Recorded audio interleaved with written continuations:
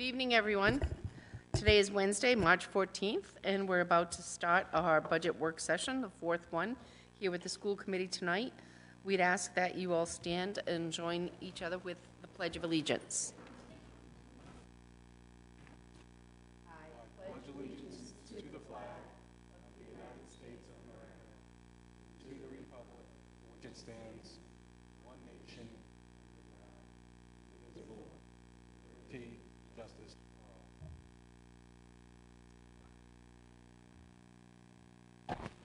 Thank you. At this point, I will defer to Rob. If you have any comments to start the presentation, and then we'll go on to the school committee.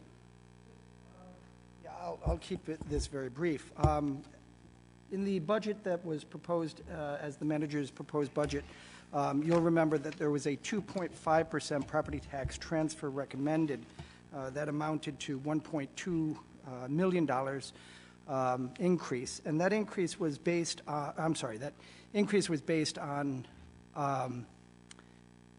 2.5% increase was based on an analysis of the increased expenses that the school department is looking at, and that increased expense this year will be $1.25 million.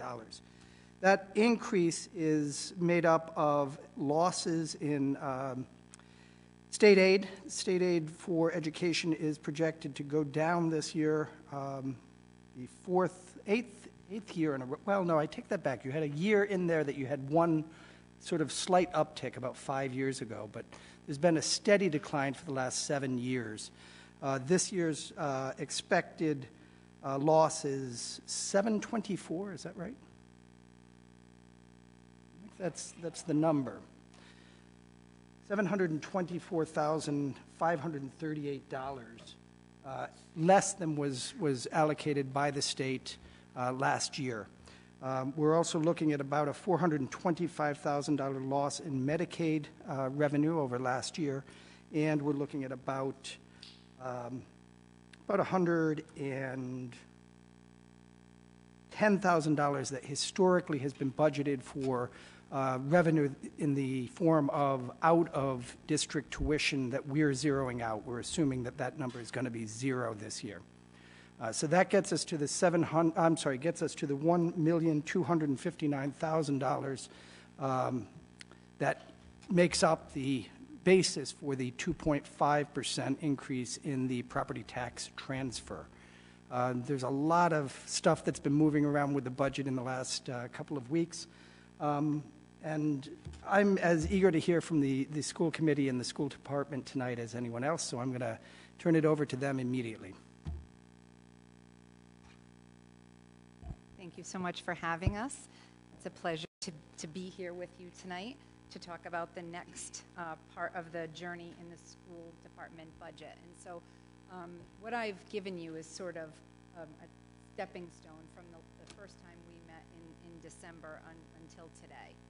And if you remember, we began our process with a pro forma, and the pro forma really takes everything that we have now, sort of the status quo, and moves it forward with our expected revenues in place and our expected expenses that would come in the form largely of salaries and benefits. And so we knew when we started this journey that the state aid would be lower, and that we had just negotiated this summer a contract with all three of our collective bargaining groups, which represent a majority of our personnel, and that largely they were given a 2% increase in their salary and the same benefit package, and that these would be difficult numbers in order to maintain current programs. So this is really in there as just a reminder. We also talked at that time about some identified needs that we as school department personnel have brought to the table for consideration. Some of those needs will likely be required by state law, and some of those needs we have identified as really important to student success. So positions that we don't currently have in any of our bargaining units. And to really make mention of the requirements by law, if we are needing an ESL teacher, then we are expecting to. based upon the number of students we have in our ESL program and the fact that in the last couple of years that number has almost doubled. And we are seeing ESL students in every school and several different languages and different stages of language development. So if we need an ESL teacher, if we need a registered behavior technician teacher assistant, which is a new position for us, that we have identified that a new position for teacher assistants to get the training that they need to support students in behavior plans, or if we need a one-to-one teacher assistant, additional students coming into district with this need in their IEP. Those positions are not in our current budget, the school committee's proposed budget to the town manager, and therefore we understand that we would have to reduce current positions if these are required by law. The school committee asked my leadership team to take a look at those areas of support needed, take out the ones that could be required by law, and take a look at the other identified need and prioritize them. And so we went through that exercise. All are very, very important, but this was our priority order, and this was really for their purposes. The most important pieces are included already in the budget that was presented to the town manager, but just so that you could see the thinking that went into it. This is coming to the end of our journey together. We started several meetings ago on December 5th, and we have had the great pleasure of joining you not only in budget meetings, but in several facilities conversations, and today we've highlighted March 14th. After today, the next time we'll meet together are the town public budget hearings on the 16th and 17th. And when we brought my superintendent recommended budget to the school committee, we tried to describe it to the public, especially in a simple math. We received some pretty positive feedback about this that the community understood because we broke it down into something that was more meaningful to them. So in terms of our revenue, we're looking at a 1.43% of the property tax transfer is a shortfall in the funding formula revenue. And then in terms of our expenditures, in terms of property tax transfer, 3.77% would be increase in expenditures for contractual salary, benefits, and other expenditures. So if you take the 1.43 and you take the 3.77, the loss in revenue and the additional expenditures, we would need from the town 5.2 property tax transfer to schools just to maintain the programs that we have today. And so we knew that that was not possible, certainly after our conversation with you in December. And so we took we reduced some positions due to enrollment, and that took away approximately 0.75% of the property tax transfer. And then we identified an entire page that's listed in our board docs and has been provided to the public of non-personnel line item reductions, which took 1 point off the property tax transfer. And then we are moving the preschool into the elementary schools, and that was a recommendation from Legacy Planning. It's also something that RIDE would be looking for. So, but most importantly, it's at the discretion of the special education director to determine where the program will be best fit. And in doing so, that saves us a small amount of money. And so we were able to, with those reductions, bring it down to a 2.93 property tax transfer request. But it's important to note that 1.0935 is actually the expenditure increase. So this lays out the actual dollar amounts for moving SCIP to the elementary and the section savings based on enrollment and the non-personnel, non-program savings. And then we talked a lot about, so in order to get those items needed that are not required by law, Kristen, then what would it look like? And so we were really clear with the school committee that was not included in the 2.93. And then as the manager alluded to, a lot happened. And so we were at the budget work session in January, we were notified by the Rhode Island Department of Education that the reduction in group home aid we were going to see 133,000 less money in group home aid. And so at that point, we increased the amount of revenue from the fund balance by 50,000, and we reduced non-personnel expenditures by another $83,000 in order to offset that, because that's our offset to bear.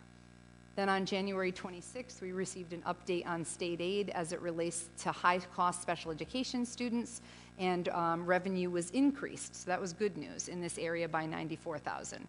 On February 12th, we were notified by the Rhode Island Interlocal Trust that health insurance was increasing by 3%, and earlier we had anticipated an increase of 7%, also good news. As you know, every year we base our numbers on data from the fall for the December conversation that we have with you, and certainly by this time we've seen more actual expenditures and claims, and so the examples are much more relevant at this time. So we know that that would be a savings of approximately $289,000. On February 12th, we were also notified by the trust that Delta Insurance will be level funded, where we anticipated earlier in the fall a rise of 5%. That was a savings of $14,000. So as a result of all this new information that was provided on January 26th and February 12th, Mary Ann and I recommended taking money from the fund balance to be used as revenue, $50,000, and reducing the property tax transfer request from the town from 2.93 to 2.37, and that's where we left it on the 13th of February.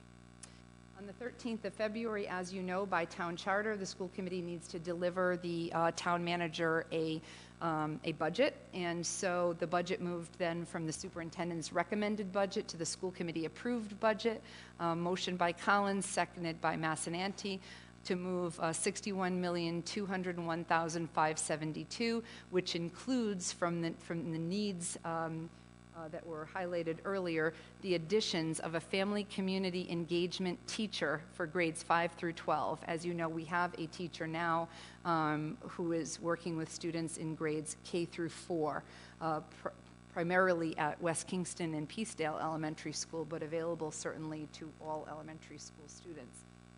A high school career pathway internship teacher. As you know, we have written for approval through the Rhode Island Department of Education for career pathways, internships, and career and technical center programs for the very first time, and we plan to launch those courses in the fall.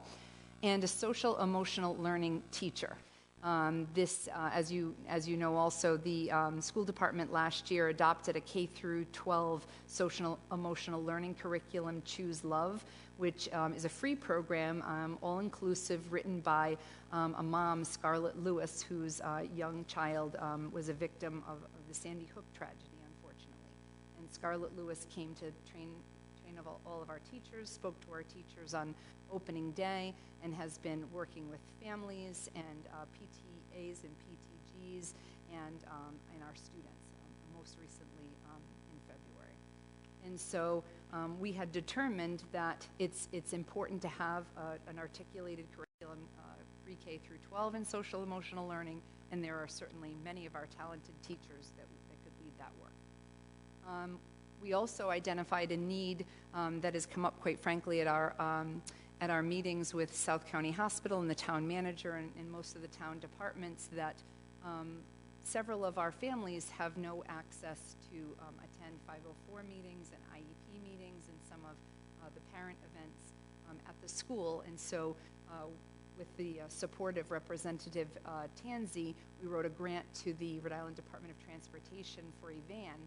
And long story short, we received the van. Van, unfortunately, doesn't have a working engine. Still working on said van, but the school committee supported our request to have a driver, a teacher assistant, again, a new position that this teacher assistant would have either a chauffeur's license or a CDL, depending upon the size of the van that is donated. So those items were included. Everything else is status quo. Certainly there are many reductions, as I highlighted for you earlier in the slides, and that motion passed unanimously 7-0-0. And that leads us to where we are tonight.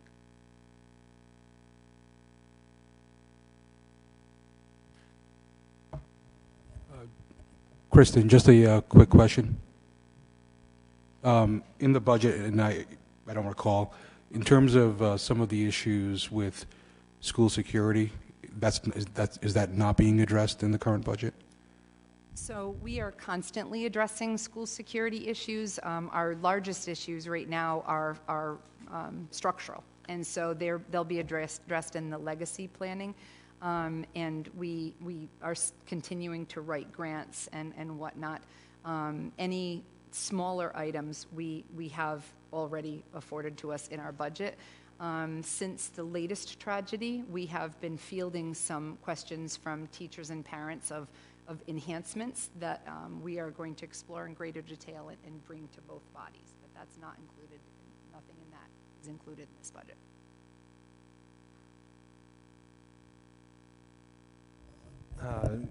Just in relation to, and this is for the school committee, in terms of the items that you approved over what the superintendent recommended, could you just sort of speak to what you're hoping to achieve with those additions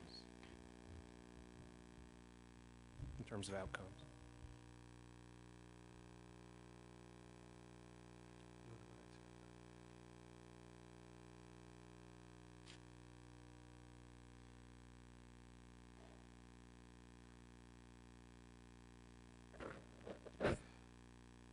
So in our budget consideration, we moved to try to minimize the expenditure and the request for the transfer.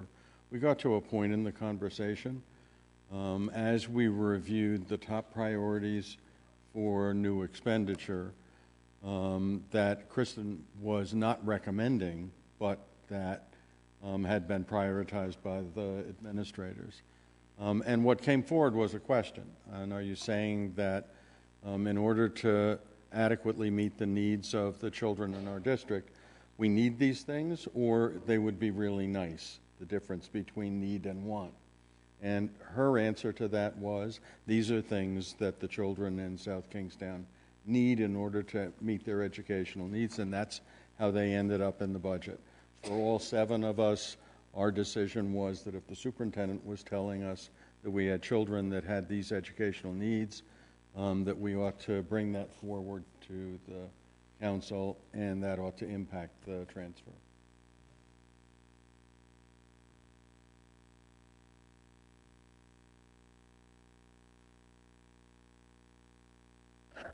So, and we did have kind of an extended conversation about that, and I don't think we would all necessarily be unanimous on if we had to order them in priority, but we did see that there was the need for them, and on that we did unanimously agree. The parts that we might differ in would be how quickly we could do that, and some of that is going to depend on what you all decide on how to move forward on this.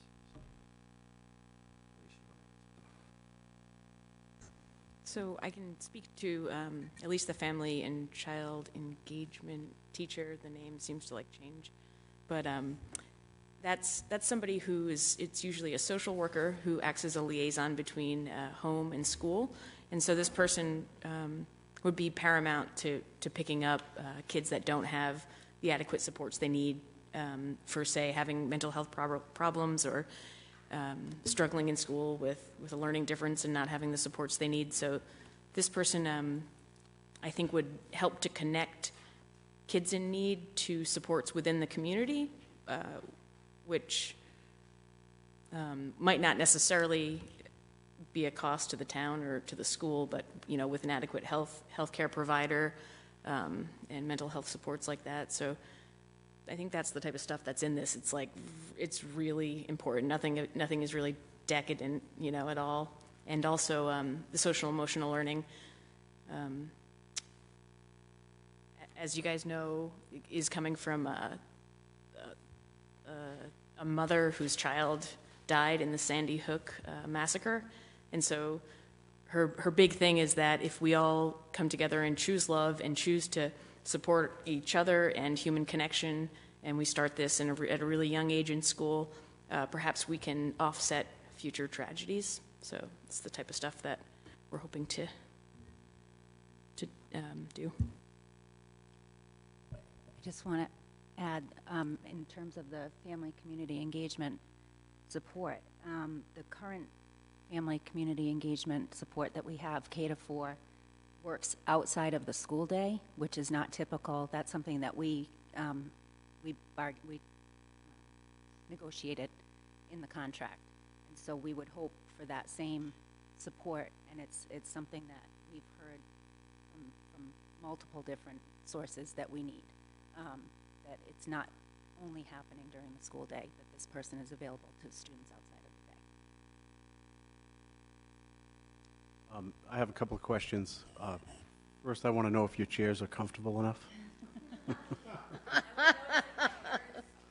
Can we borrow these for when we invite the town council? It's not those old plastic ones. Oh my God, I could barely stand up after sitting in those chairs. I have a couple of questions on the 1 to 2 positions for the teacher assistants for the drivers.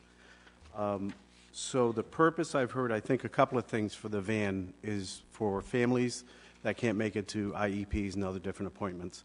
So my comment there would be, first my question is, approximately what is the cost of each position in the budget?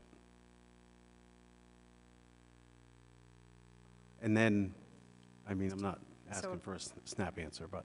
Approximately $24,000 per teacher assistant. Only one is included in our request. Okay. But the need was for one van and driver to transport families for IEP and 504, and then what you'll likely see next year is another van and driver, because one van and driver can't do everyone, and also there's a concern that once the students start these internships, there are students in need who don't have access to transportation, and some who don't even have access to public transportation from their home or the school to get to some of these internships. We've written an internship policy that is inclusive, saying that if they're not able to get somewhere, we'll bring the internship to them. But the truth of the matter is, it will be a better internship for these students if they're able to carry them out in, let's say, a hospital or a business setting. That would be the true internship, and we'd like students to realize that opportunity. Thank you. So then my thought is there a more efficient way to take care of the first need that we talked about, a more financially efficient way to take care of the first need, which is to transport the parents? And I don't know what the answer is, whether it's not hiring staff and acquiring a van, because, I mean, if we can't get a van or we need a second one, there's going to be a cost to it. Eventually, the free one needs to be replaced, so there's a cost. So is there a more efficient way? And I don't want to say taxi or Uber, but is there another way to address that? And then on the internships, I've had quite a lot of experience with the Charahoe internship program, and every student that I hired, and there were dozens over the years, that was part of their responsibility, was to make sure that they got themselves to the position. And I got, I think, monthly, maybe quarterly, because it's been years since I've done it, but I had to grade the student on not just their job performance, but, you know, their appearance and their getting to work on time and that kind of stuff. And there's some real benefit to making that student responsible for the entire internship. So those are my thoughts on that. Yeah.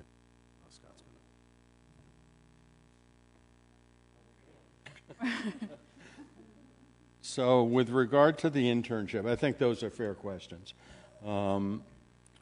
What we don't want to do is to make an internship program resource dependent. You don't want to end up with an internship program where you have to be from a middle class or above family in order to participate. In my role at Rhode Island College, I've been involved in our internship program for the last 40 or so years. Every year, we have somewhere between 7 and 10% of our students who are ready for an internship, and part of what they say is, I have no car. Nobody in my, if we have a car in the family, somebody's taking it to go to work. so they could do an internship on the weekends. It's very hard to find supervisory personnel for weekend internships. And so we have tried to accommodate this same kind of issue. The critical ingredient is, and I don't know exactly how many of our students, but if you look at the poverty level in South Kingstown, we will end up with students who will say to us, I'd love an internship, and it has to be within walking distance because transportation is an issue. And frankly, that's something that we have been communicating to RIPTA. Could we end up with actual public transportation?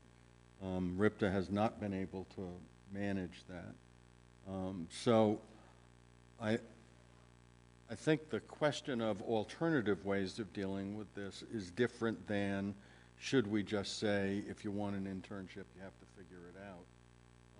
I'm uncomfortable with the possibility that we would end up with students for whom an internship would be a valuable learning experience and would be a bridge out into a good job. And they would end up saying, I just can't do it. And so in structuring our policy, we debated this at some length. And in fact, the first draft of the policy was more, you're going to have to get there. And what came out in our policy was the same discussion of, are we comfortable with the possibility that we are creating a resource-dependent educational opportunity, which is somewhat illegal, and it's not what South Kingstown is about. That's how we ended up with this policy consideration. We are expecting, given the poverty rate in South Kingstown, to have students for whom family-based transportation is not viable, and where there are internship opportunities which would be appropriate and valuable, but would create a transportation barrier. That's fair, Scott. I think of the dozens that I did, and Charahoe is in a pretty remote area. So there are opportunities within walking distance here, but I wonder whether we might try at least pilot without providing transportation and see if there was that real need. I never had, out of dozens, somebody who wanted an internship with me, a paid internship, that the transportation was the obstacle. Or it could be that you're right, and I just never got to that point. Oh, I'm sorry.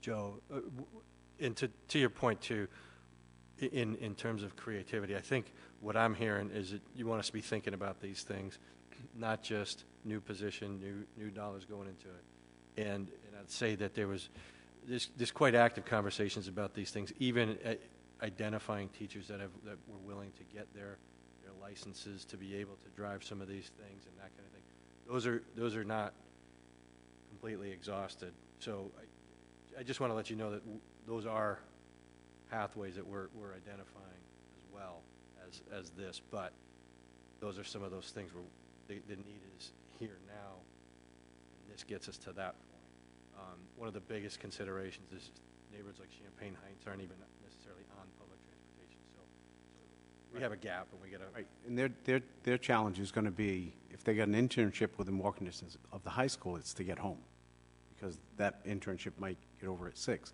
Are we providing that transportation as well?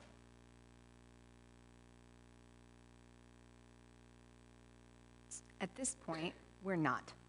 And so I think one of the pieces is to understand what the internship opportunities are for the kids that are requesting them. We've started those this year, and they've been pretty contained to about 6 different places. And but we know that next year we'll have double or quadruple the amount of students in internships, and we're gonna approach that as we get there. Just to support your own assessment of that, since I'm on the end of matching students and placements, we don't place students in places where there's a transportation problem. So my field instructors would say, Well, we never see anybody who has that problem. And frankly, if they do, that means that my end of the program failed, because we don't want students being set up for a failed experience. So I think that's a good assessment.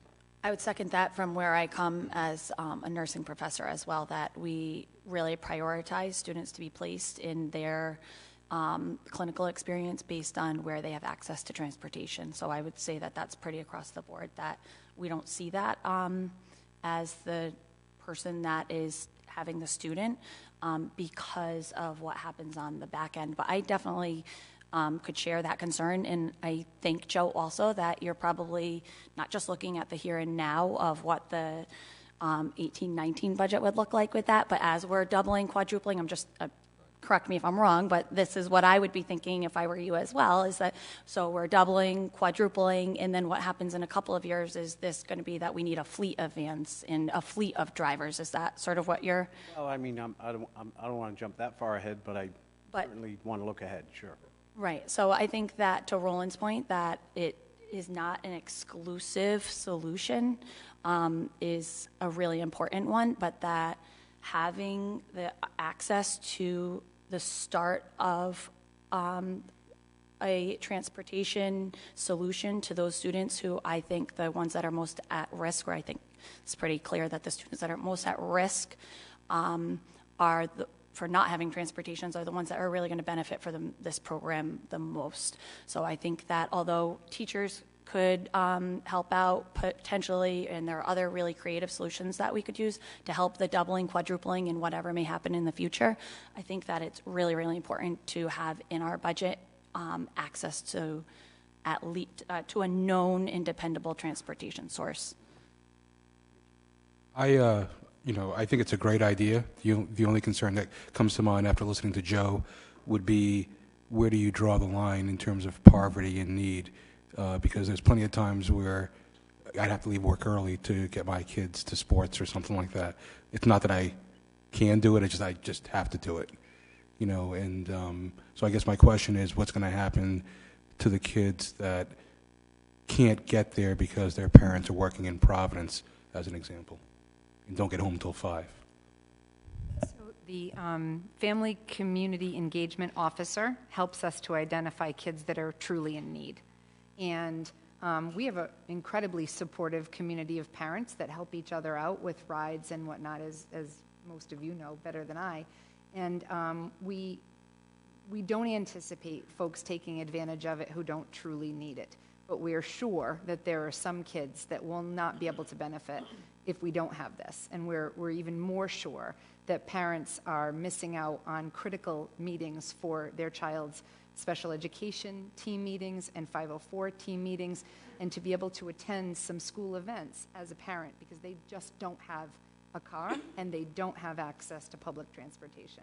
So that's been identified by every one of our principals as a need, and they've even gone so far as to sort of ignore the gal to my left and offer folks rides in their own vehicles. And we don't want to put our staff members at risk because they're not authorized to drive, but they understand the need to get parents to these critical meetings. That was the point that I wanted to make, Roland, is that this isn't just for the internships. We've had long discussions about parents and caregivers not being able to make these meetings for their students, and that's perhaps the van this year and the driver this year, and then we look at your creative solutions to the internship transportation. But that need that Kristen just described is something that I don't think we can let wait.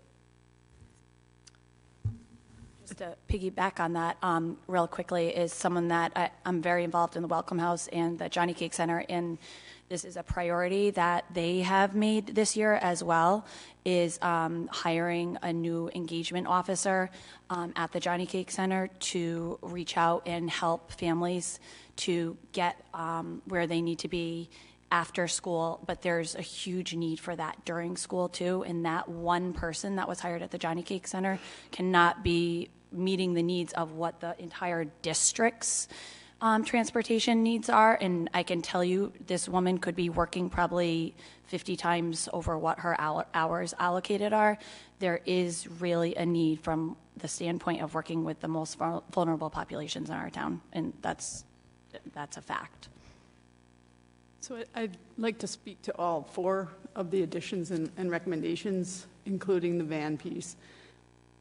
One of the big things that has been a hot topic of conversation since February 14th is the mental health well-being of our students, instead of just looking at a solution to the school violence problem as being like a legislative problem or, gun violence with itself, but it's where is it coming from? And I think all 4 of these positions feed into helping to solve that problem coming from the other side. They're all related to social emotional learning. They're all related to having a connection and a touch tone for kids K through 12, and making sure that they're being connected with, so that they have the support system that they need in place K through, so that they're not feeling that disconnect from the schools. And I think these 4 pieces in particular are imperative to that piece, not just coming at it from a gun control perspective or coming from legislation or Congress or what have you. So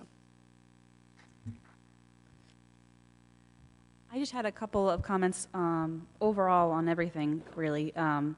Just to speak to what Bryant mentioned about the safety aspect, and you couldn't help but overanalyze some of what happened in these tragedies in the past incidents at different schools across the country, and trying to figure out where the gaps were and what happened and where the failures were.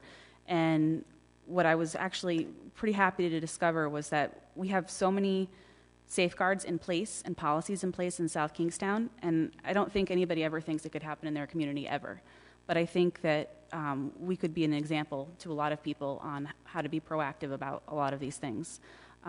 So I think that the direction you're going in with this Choose Love movement, certainly fortifying our buildings for what they need for the safety measures is just a no-brainer.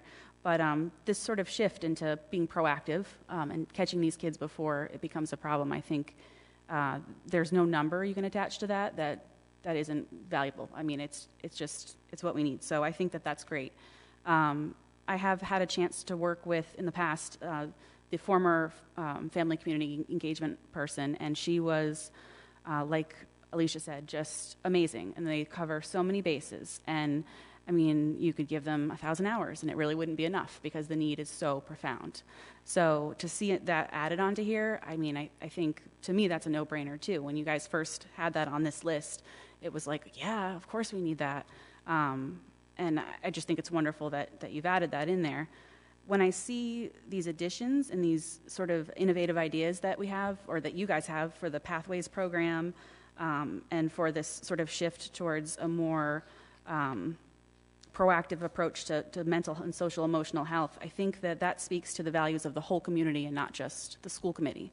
When I'm looking at these 4 things that you added into the budget, those benefit the community as a whole. I hear from people, contractors in South Kingstown, that can't find people who live here with technical skills. They need carpenters, they need plumbers, they need electricians, and there's no qualified workforce. So going towards the Pathways program at the high school, I think, can fill that need for here and has the potential in the future to attract students and families here for that program. So I think that that's just a win for the whole community. And the transportation issue, it's funny to hear us talk about it. And, certainly there's costs associated with maintaining a van and the life of the van, but $24,000 for a staff position for a van is also a no-brainer to me. I mean, it's a problem that I don't think that people realize exists. And until you're in these communities with these parents that, might work 60, 70 hours a week, they can't give their kids rides. It's a luxury. Even if it's an inconvenience to the parent that does leave, they still have that choice and that opportunity to do that. So I think it's just an obvious need. And I think working with Teresa Tanzi, that's a great idea to get that grant to cover that. I hope that you get a van with a working engine. That would certainly improve the scenario, but I just think that that's great. So I think that when we're looking at all of these increases, and certainly in a perfect world, you guys would come to us with not needing an increase at all, or 2% at the max, and that would be great, but we don't live in a perfect world. And as long as, in my opinion, you're seeing this sort of innovation and this forward movement, and it's not just another, oh, well, we just have increases in salary and benefits and that's it, and there's nothing else to show for it. I mean, I think highlighting these things shows that we're moving in this great direction, and yeah, it might be more, but it's an investment in our education and our community and our kids. And as we move towards this movement of affordable housing and this bigger conversation about equity, all of these things address that. And as long as we're looking at those priorities for the community and not just the school committee or not just the town council, I mean, it's easy for me to justify the 2.93. So I just wanted to commend you on this presentation. I think that it's really poignant and, you know, it's put together in a nice, digestible way for people to look at it and understand. And I think that you've done a great job of highlighting the needs that you have and where it's going to get us where we need to be. So kudos to that, and I'm looking forward to seeing where this conversation goes. I think if I'm not mistaken, it was originally 2.93, but now it's down to 2.37. It was 2.93. It went down to 2.37. It's back at 2.93. Okay. If I could just build on supporting what Emily said about the Johnny Cake Center grant. We attend those meetings, Mr. Zarnetsky and I, monthly, and they wrote a grant for a community health worker, and that poor person is so overwhelmed with just taking little ones and families to Thunder Mist to get wellness exams and vaccinations and sick visits and getting, let's say, social security cards or driver's licenses. That's really, from what I've heard, that's been the overwhelming need. And so at first we thought, this is great, we can like have this person drive for the school needs too. Immediately upon hiring, this person's day was filled, is my understanding.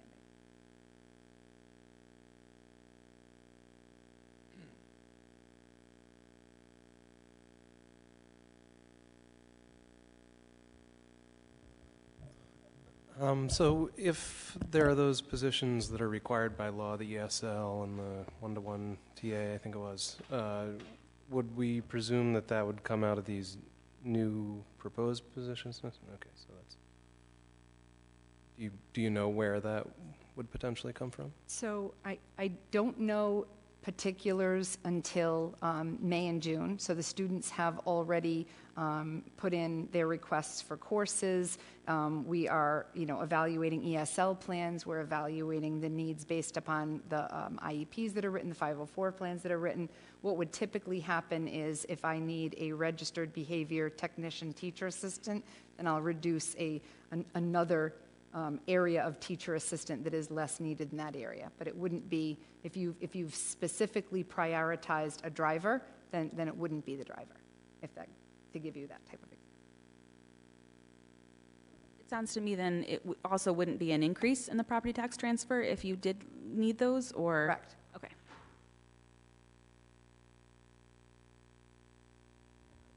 This question is more a question, I think, for our side of the house. They're talking about 2.93%, but on page 20-2 of our budget, it shows what we have as the same as what they're requesting. So is 2.93 actually what we have in our budget? No, it is not. Okay. In fact, that number on 26 is apparently a typographical error. Number should be 6108908. Total, or the line 01110, or I'm sorry, 0110, ought to be 6974381.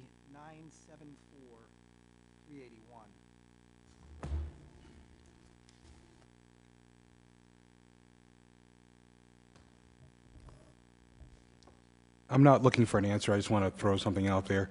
The fact of the matter is, it seems like we're always going to have an increasing budget. There are certain things in our control and certain things not in our control.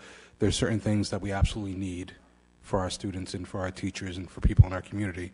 So I would just want to make sure that everyone keeps that in mind as you guys make your decision when it comes to the legacy planning that we spent a year working on.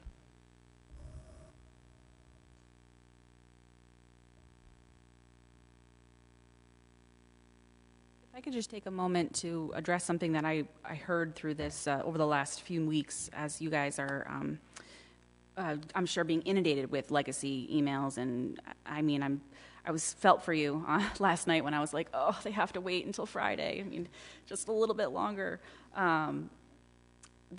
Some people in the community reached out to me and felt that the town council would either use the legacy planning options or the property tax transfer as a sort of leverage to get what we wanted. And I can only speak for myself, but I feel pretty confident in saying that I don't think anybody here would leverage something like that in order to get what we want out of a property tax transfer.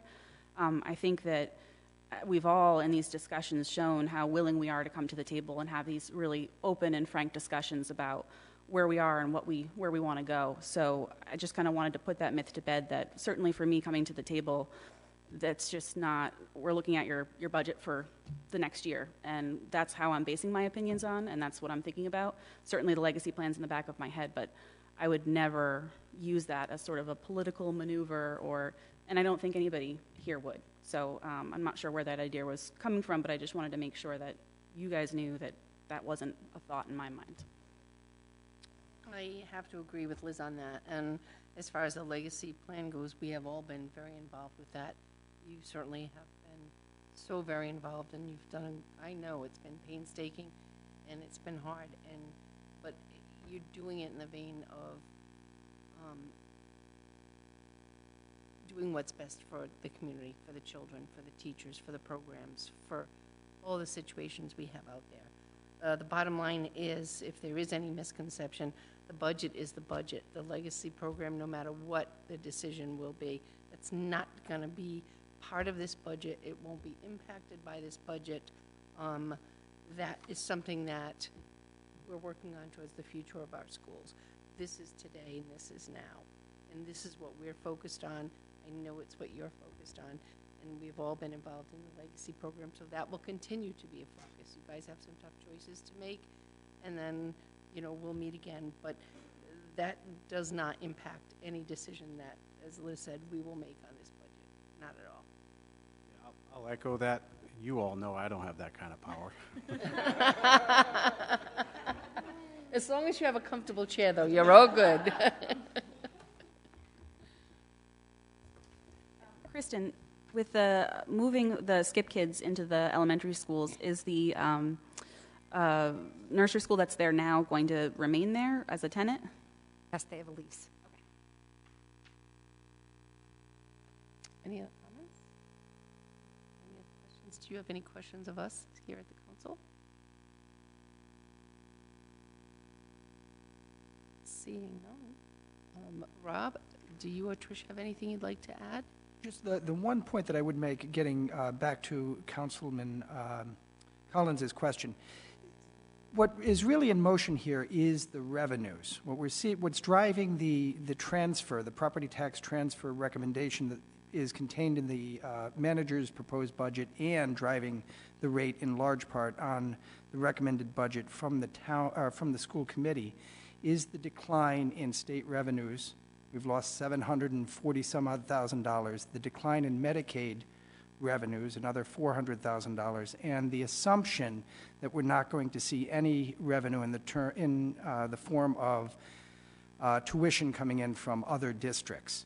That's what's driving the property tax transfer rate going up. It's not really the expenditure side, at least in the manager's proposed budget. That budget's very tight and really does not have an extraordinarily high increase in expenditures. And even the increase in expenditures that the school committee has proposed is near 1%. We're not looking at a large increase in expenditures. We're trying to make up for lost revenues. That's a really important point to keep in mind.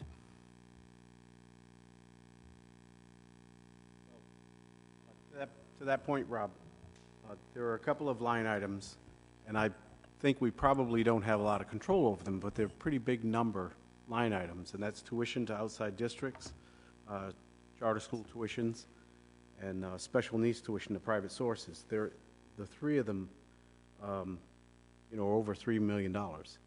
but we probably don't have a lot of control over them, but there are sizable increases in all three of those, in the, 11 to 22% increases on, a $3 million total. But again, those are choices. Some of it is choices other people are making, and some of it are real needs that we have to meet, so. Those are just a few of them. There are a few other line items that are nowhere near sizable. They're decent percent increases, but they're not big line item totals. So I appreciate what you're saying. There are some increases here, but I think they're sort of out of our control.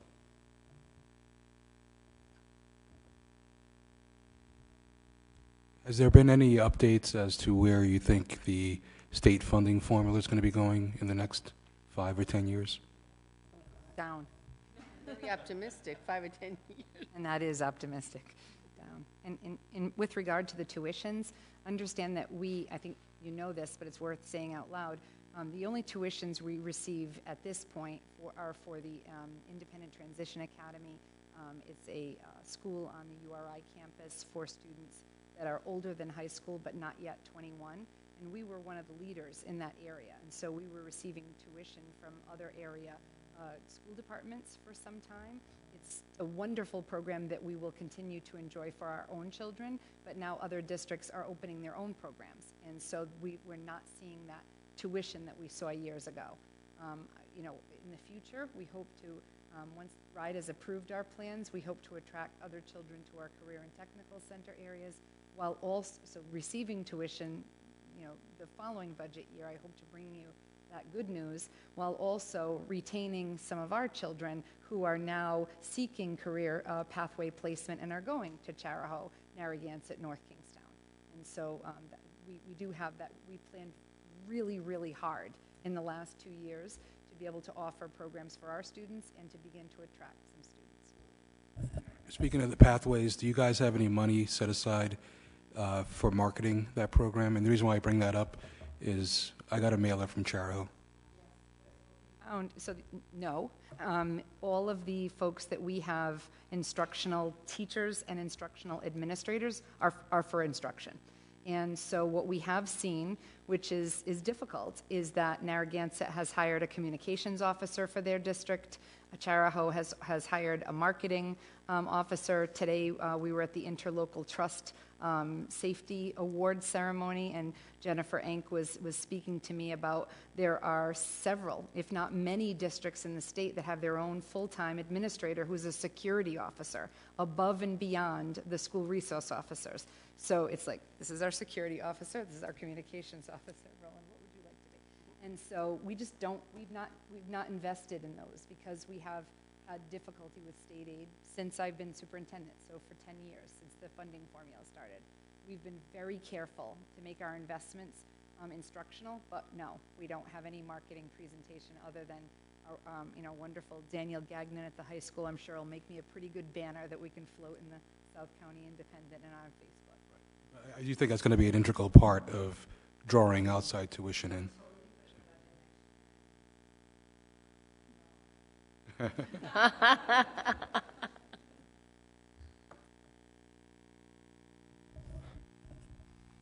Meg, if I could, please. I just want to reiterate, we have 2.5% increase in tax transfer. I'm not sure if that was conveyed clearly. And they're not losing $425,000 in Medicaid.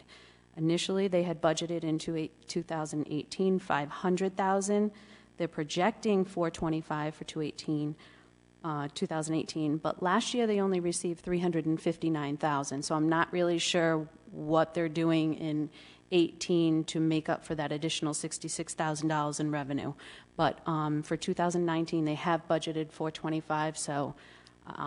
So that's where the loss of revenue is coming in. I just wanted to clarify that they're not losing $425,000. Their budget is down $75,000 in Medicaid revenue from the prior year. No, that's why I clarified it. And just I'm trying to figure it out in my head what the math would be, but so going from 2.5 to 2.93, would that be about a 7-cent increase, something? $46,000 a cent, so Okay, so, 6. yeah, 6. Cents. 6.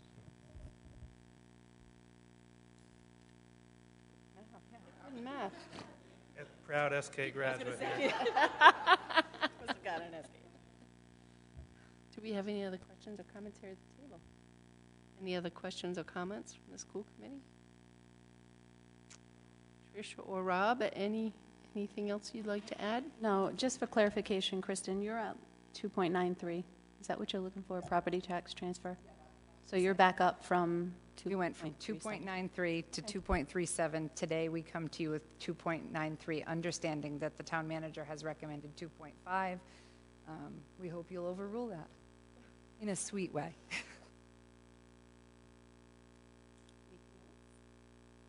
There's no other comments, no other questions, then I think we're done tonight until we meet again.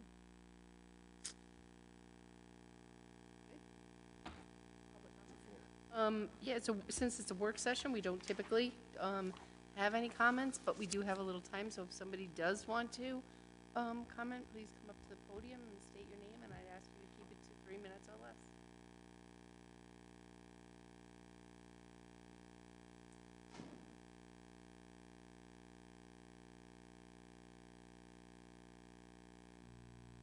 Hi, Jonathan Daly LaBelle.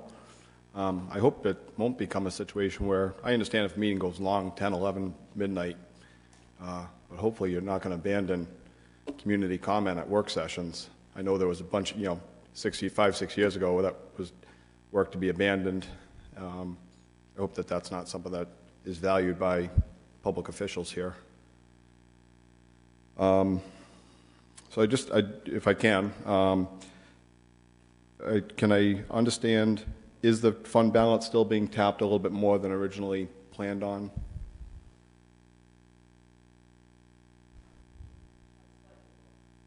Okay, so I just want to, I'm glad to see that. I think that's a good move. That's been the point of debate over years.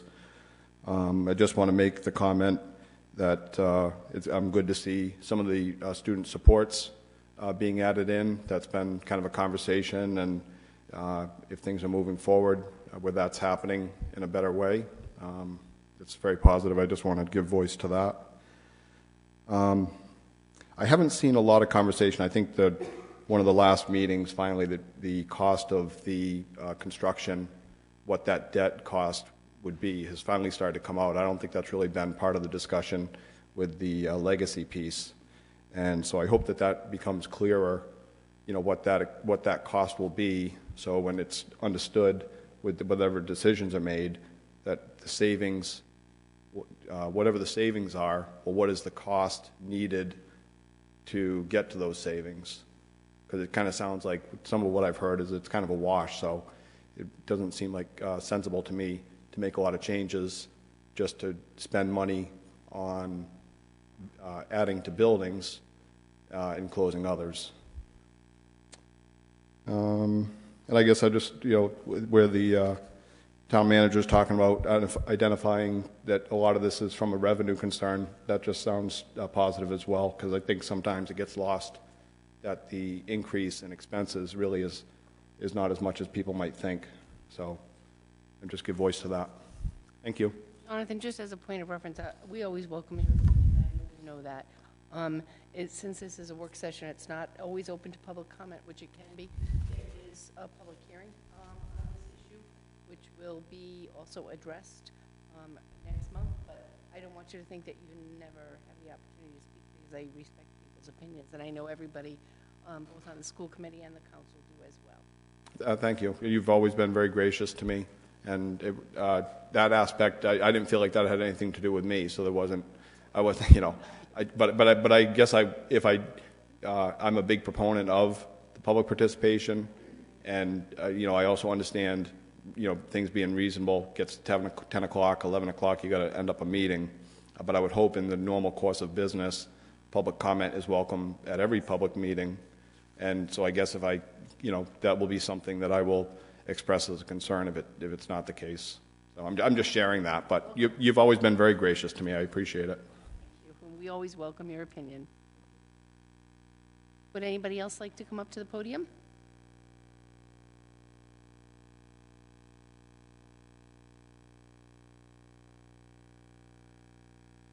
Just really briefly, my name is Brad Heavenor.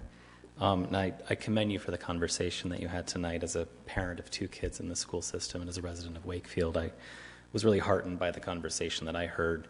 I heard a commitment to providing a great education for all the kids in our district, but and I also heard support for providing the needed support for families and students in our district who need it the most. And that's something that I appreciate hearing tonight.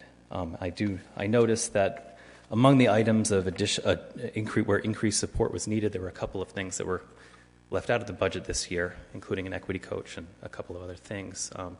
So ideally, if I had my way, I would urge you to consider funding at a little over 3% or whatever it might take to include all of those items. But if I can't have that, I would support the budget as presented by the school committee. All of these items, including the family and community engagement position, which I really see as a linchpin of connecting the work that the school department is doing to our community as a whole, something that benefits all residents in this town. So I would urge you to support the 2.93% increase. Thank you.